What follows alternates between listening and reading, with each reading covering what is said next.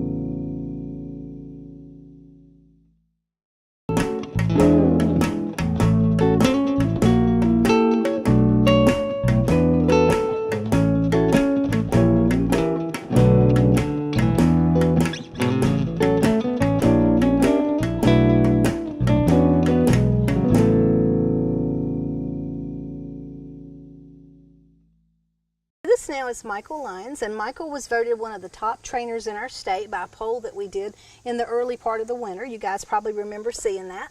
So Micheal, tell us a little bit about you.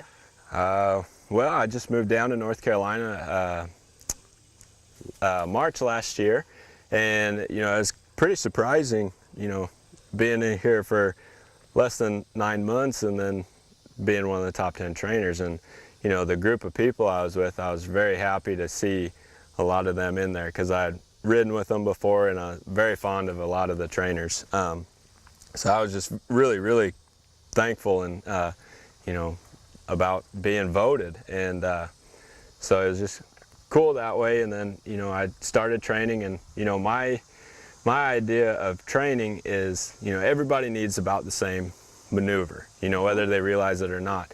But the trail, you know, the trail riders are some of the most, you know, intense performance riders. So I try to think that way, and I'm trying, you know, my kind of message is to try to help them trail riders to realize they're more than just, you know, backyard riders. Right. So that's kind of what my focus is. And then this is actually Dunny. She's a horse I have in for 30 days. She's one of my performance riding horses, so she's not strictly one or the other. She's I want her to be able to perform well in an arena, but I also want her to perform on a trail. Right. You know, so that's really kind of my focus with these guys right now. Sure. So. Well, it's good to know that your performance training aspect of your business opens it up to not just folks that are professional athletes, but folks that are trail riders too, because when you're riding some of those trails, you have some tight, twisty maneuvers. Absolutely. And there's definitely ways to do it better and easier than you might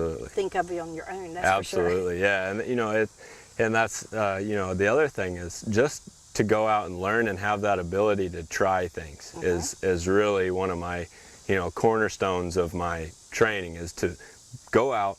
It doesn't matter who you're riding with, you can learn something from everybody. For sure. But you know, ride with me, that would be more fun. So.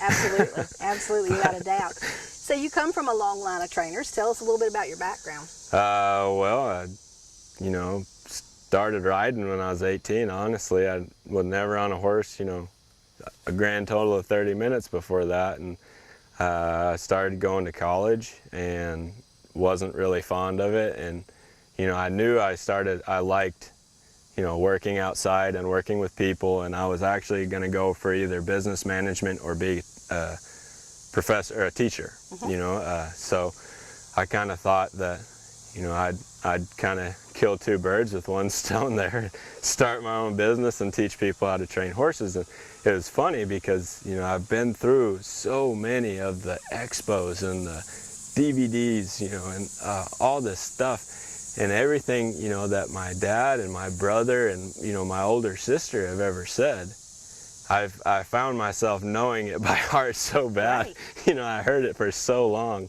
that I actually just kind of jumped into it and, you know, hit the ground running pretty quickly. And for the two people out there watching that don't know who his family is, Micheal's father is John Lyons, who is probably the world's most famous natural horsemanship trainer, and your brother, Yep. Josh, Yep. Josh is also following in his father's footsteps. And where are they located? Josh is in Tennessee, and he's doing a lot of reining right now, and he is absolutely doing phenomenal in the reining world. He's got a little colt right now. He just won level 1 through 4 in the reining up in Kentucky, and he's just, you know, really doing a very good job with his reining business right now. And my older sister Brandy is out in Arizona, and she's doing very good as well. You know, she's really come into her own in this last 2 years of training, you know, really getting herself out there as a trainer and doing really good stuff. And she does a lot of women's confidence, a lot of performance training, a lot of the similar things that I do, but you know, she's just on the West Coast. Right. And you know, then my dad's going to be down here around here, and he's going to be here for an event we're doing in October. Then he's got a clinic right after, and then we're going, you know, to Missouri together. So it's really kind of been fun that, you know, we kind of all get to meet up at these different places. Right. You know? And we all go to the futurity with my older brother Josh. We all go to support him, and you know, my sister will be there, and my parents, and you know, I'll be there, and you know, it's really a fun. It's kind of where we all get to go. It's kind of middle for everybody, right. You know, and we all go hang out together for about 10 days and watch Josh show. So okay. It's very fun. No pressure on him. Yeah, no doubt, no doubt. Well, tell me a little bit about your training per se. Do you train people that are beginners? How does your system work? What I do is I try to teach people to do what I do. You know, I try to teach them, you know, how to communicate their idea to get their horses to perform. I do work with the horses a lot, but a lot of it is teaching the people how to send clear signals, you know, how to, you know, ride, you know, the equitation part, you know, a lot of those different things. And it's actually a really fun mix that we get into, you know, working with the people and their different horses, and, you know, seeing what all they have done up to the point of riding with them. Right. And then, you know, seeing the transformations that they have during a clinic or a private or whatever they end up doing. So it's really a fun job. So you predominantly teach through clinics and do a few private things? Yeah, I do private lessons, and I do a lot of stuff that way. And but I do a lot of clinics, and I do a lot of private lessons. So that's where, you know, our group privates, where you have like 2 or 3 of your friends, but you don't want a lot of people watching you. I do a lot of stuff like that. And then my clinics is predominantly what I do. And I'm starting to get into expos more, doing things like that. I think this next year I'm going to start hitting that a little harder.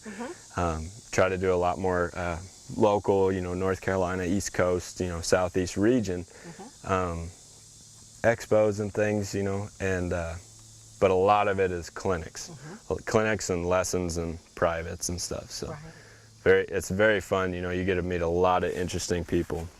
And do you train horses as well? I do. I open it up, you know, for a couple months out of the year, where I take in 2 or 3 horses at max, you know, a month. So I can really spend a lot of time on them. Right. And because I don't want to get in to where I'm too covered up with horses that I don't put adequate time on them. So with the 2 horses that I do a month, I can put 4 hours on each. Right. And it's, you know, it's not anything out of the ordinary. You know, I have that time to play with them, and I can really take really good care of them. I don't have a bunch of people running around here working for me to, you know, to tack my horses and bathe the ones that I'm done with. So I really do a lot of one-on-one with each. Yeah, all hands on. It's me doing it and everything like that. So it's a lot of one-on-one care. And then, you know, I give the owners lessons, you know, once, twice a week on each horse, and, you know, kind of show them what I've done with them this week and what, you know, what's gone on. Right. Right, well, that certainly makes the whole package, because it doesn't do me any good if you can ride my horse if I can't ride him. Absolutely, that's the big problem. For sure. With a lot of traders, that's the case. So tell me a little bit about your ride. Oh, the Ride for Life is a 5-day event that we're doing in Tryon at Fence. And what it's going to be is it's going to be kind of a different deal. You know, I've been to a lot of different events, and what we've tried to do is combine a lot of our favorite things out of our different events. So it'll be a five-day ride. We're going to have a couple different clinicians and trainers there, and we're working on getting a few more.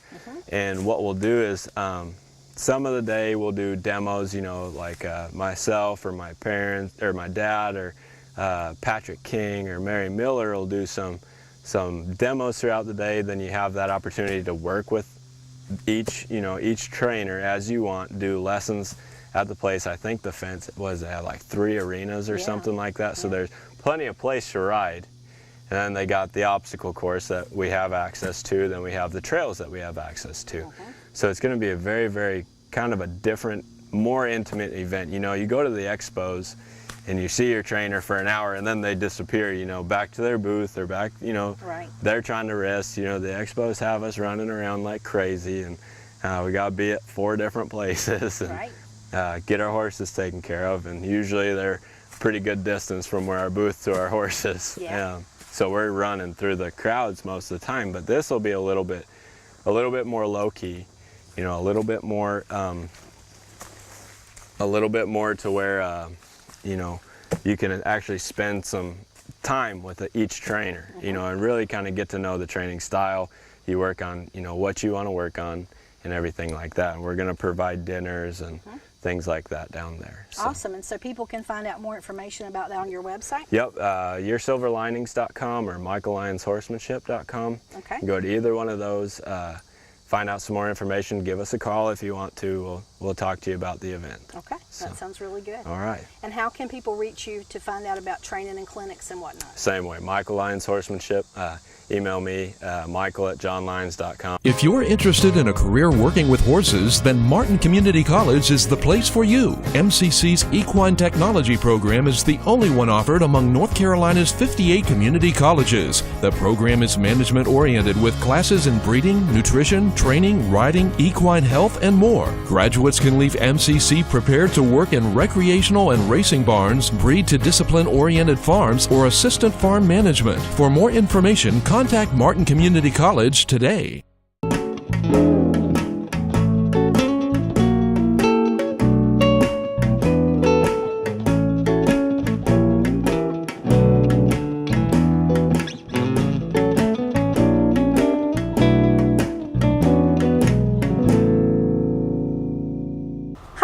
Cushing, and we're here in Benson, North Carolina today, and most of you that follow us with social media know that we did some polls to find out who was the best of the best in our state. So today we're going to be looking at one of the folks that was voted as one of the top 5 veterinarians in our state, Matt Frazier. And Matt's been around for a while in North Carolina, and he just recently built this nice facility, Hannah Creek Veterinary Hospital. So let's step inside and see what makes Matt so special. So Matt, you were voted one of the top 5 vets in the state. So tell us a little bit about your background and your history. I come from southwest Missouri, little town of Lebanon, Missouri. It's kind of located in the southwest corner. Right. My dad's a veterinarian, so I grew up in a mixed animal practice. So I had the advantage of seeing day-to-day veterinary life from the time I was 2 years old all the way up. Started full-time at an early age, 6, 7 years old. And it's all I've ever done. Every weekend, holiday breaks, school, summer, I spent in veterinary practice. And when everybody asked me what I wanted to be as a kid, I wanted to be a veterinarian. And I was fortunate to fast track. I did my undergraduate at Southwest Missouri State in Springfield. I got a bachelor's in animal science. I went to vet school at the University of Missouri-Columbia. I graduated in 2000. And upon graduation, I wanted to travel and do something a little different than just say go home to my dad's practice. Right. I worked for a veterinarian in Fayetteville, North Carolina for 2 years, a small animal equine practice, and got used to warm winter and enjoyed it out here. Met my wife and decided to stay in this area, located to the Benson-Dunn area because there wasn't an equine veterinarian at the time. Started up a mobile equine practice. Since then, it's been 10 or 11 years. We've had a mobile large animal practice, and it has done very well. Last year, I added my first associate, Dr. Christy Kinney.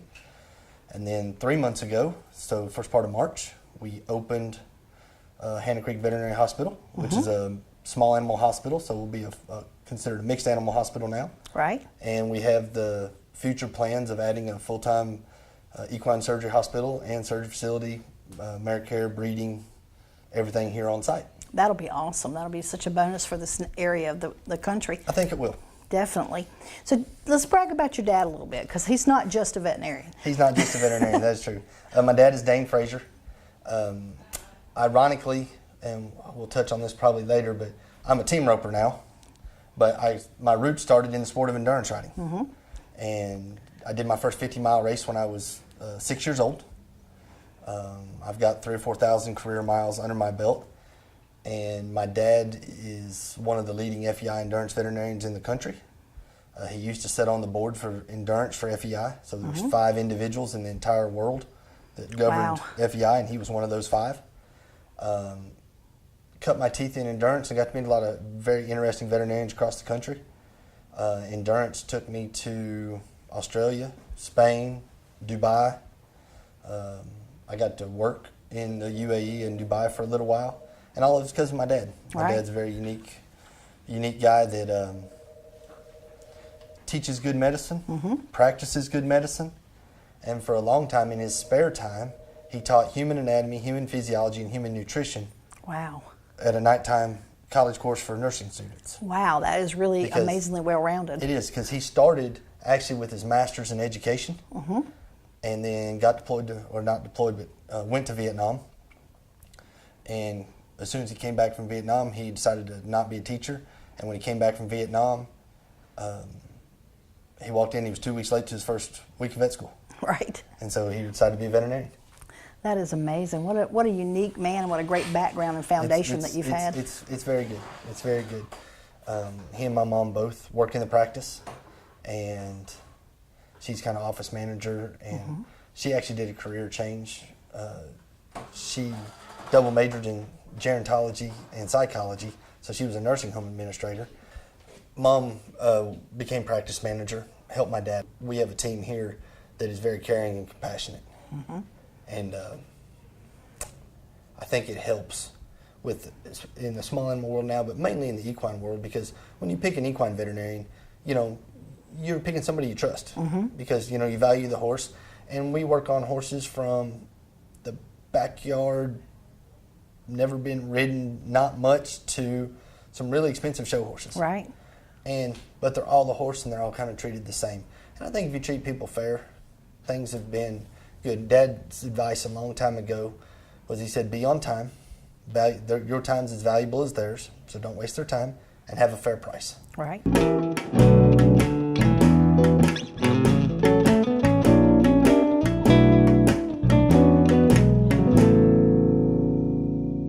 My name is Scott Brookins, and I am the owner of Brookins Construction and MD Barn Master of the Carolinas. At MD Barn Master, we have the best warranty in the business. We have a variety of designs to choose from. Our barns are easily customizable to meet your needs. We have financing available to those who qualify. Our barns are fire resistant, and they hold their value with little maintenance. Let us build your dream barn for you today. And that's been my motto, and it's done me very well in my business. For certain has, definitely. Everything I've ever heard about you was that you were the best veterinarian, bar none. So that's a big compliment. Thank you. A big compliment. So tell me a little bit about your team roping. Like I said, I started in the endurance world, so 25, 50, 100-mile race stuff. When I moved to North Carolina, I brought my endurance horse with me. Right. And when I worked for somebody, I was able to keep him in shape and go to a few races. And then I was a control veterinarian and a treatment veterinarian at a lot of races and some FEI rides. But then I got busy enough I couldn't keep my horse in shape, and so I was looking at another avenue to do with a horse. I had roped a little bit in vet school. 2 of my classmates were really good team ropers, and so I learned the basics there. A gentleman named Max, I got referred to a gentleman named Max Stewart, who ironically, about a year after I learned to rope, became my large animal technician that's been with me for 12 years now. And so I started off I told my wife, I said, you know, the practice pen, this is great, that's all I ever want to do. And then it moved up to the little kind of smaller jackpots, and then it moved up to a little bigger ropings, and now we travel around the eastern United States at some of your bigger World Series and bigger USTRC events, and have done fairly well. I remember seeing some of those Facebook posts, and you're very there's modest. A few. There's a few, and I've been fortunate. We have a well-rounded set of horses at the house that all of them are dual purpose. They all run barrels and they all team rope. And we've got a little breeding program of crossing those lines, of using a horse named Sticks and Stones, who's now dead, but we have a son of him. That's a stallion we stand and crossed him on some Frenchman's Guy and Panama Audition daughters that get some good minds and good speed, and they're starting to show up in the barrel community around here, but they're really surprised because we use them in the roping world. Right. Too. So tell me a little bit about the kind of veterinary medicine that you like to specialize in or practice the most. So far, we're a practice that does a lot of general health. I'm not a huge sport horse practice, but we've got digital x-ray, digital ultrasound.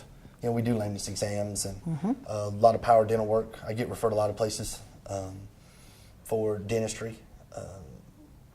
I grew up in a surgery practice because my dad's practice is also equine surgery table, gas machines, everything. And so, you know, I get a lot of referral surgery, and I do referral surgery on the horses in kind of southeast North Carolina area. Cryptorchids, hernias, check ligaments, some stuff that can be done. Right. And so having a focus on medicine and, you know, doing some good surgery, but then just doing good quality medicine is what we base our practice on. And we do, on average, when you're talking about Coggins tests on EIA, we use a company called Global Vet Link, so it's all picture Coggins and as it goes. And we've been in the top 5 in the country for the number of Coggins. So as a single-owned practice, you know, we did 2,700 Coggins year in, year out. And so a lot of general health maintenance is how we base our practice on, and just being timely and efficient. There for a little while, I helped NC State with a horse handling class, and that's where both of my veterinarians that are going to work under me came from, or how I met them. And they got to spend some time in the truck with me, and NC State is going to be offering a community practice program to put veterinary students back into practices to learn everyday practice, and we've been asked to be one of those practices. So.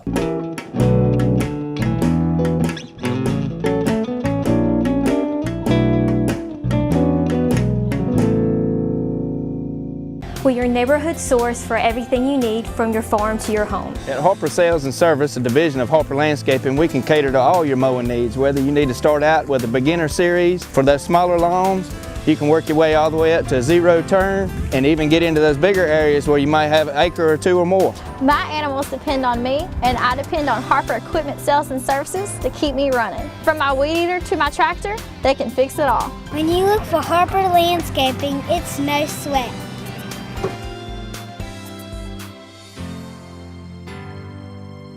So what's on your horizon after the surgery center? Horizon after the surgery center. That's a good question. More team penning or more growth? We're going to have a good blend of work and play. And so definitely as all of this adventure grows, we are, you know, looking not to hugely expand the equine market because we do a large share in our area, but the main advantage is having another veterinarian come on is to be able to service all those clients in a timely manner. Right. So then that will allow 2 veterinarians to be on the road if needed to cover those. But then also that will allow for a little free time because I have my in-laws have a very nice place at Ocean Isle Beach, and I don't get to use it very much. So as we talk about that blend of work and home life and play, my wife has been very strong, you know, with me. But it'll be nice to sit back and, as they say, I put my due in for a little while, and hopefully we can make that slow down a little bit and have a little more free time, and let us barrel race a little bit more, and let us go team rope a little bit more, and let us go to the beach and a few other things. All right. Well, we'll be looking to see what comes next from you. Thank you for spending time with me. Not a problem. Hello, my name is Caitlin, and I am part of the Cumberland County 4-H Horse Club Thunder Hose. Today I will be talking about how to care for your horse's tail. And first up, you want to put your hand up around him so you can get up to the side. And second step, you want to wash it out just to get all the dirt and stuff out, like the manure and stuff. Third step, you want to put some Cowboy Magic in and put it into the tail. That way you can rub it in as well, so you can get it all through the tail and just rub it through. And you just want to use some of your fingers and or you can use a comb, depending on what horse you're using. Also, you just want to use your fingers as well. Yeah, you would use your fingers a lot to get just all the knots out. And if you leave the knots in for too long, it could cut off their circulation and it could get just bigger and bigger, and it could be just bad. So that's how you care for your horse's tail, and thank you. Hello, I'm David King with 5K Arena. This is my wife, Ivy King. We put on sorting, pennings, and cuttings. I'm going to let my wife talk to you about the type of feed we use from Mule City Feed. We called Paul up with Mule City Specialty Feeds about 5 years ago. He was absolutely wonderful to work with. We had a need to fill because our commercial feed had just gotten higher and higher and our feed bill was through the roof. He helped us mix a feed that was exactly what we were looking for. Our horses have stayed fat and shiny, had plenty of energy without losing their minds, and we couldn't be happier.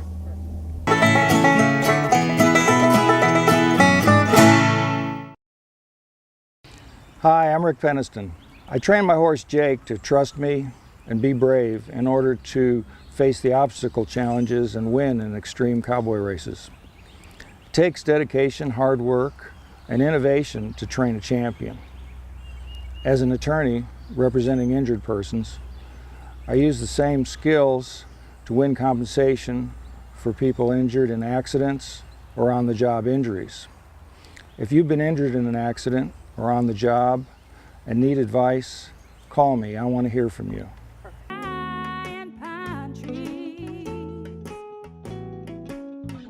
Sitting high in the saddle, nothing else matters. My feet in the stirrups, I'm so happy. There's nothing like the sound of Carolina hoofbeats.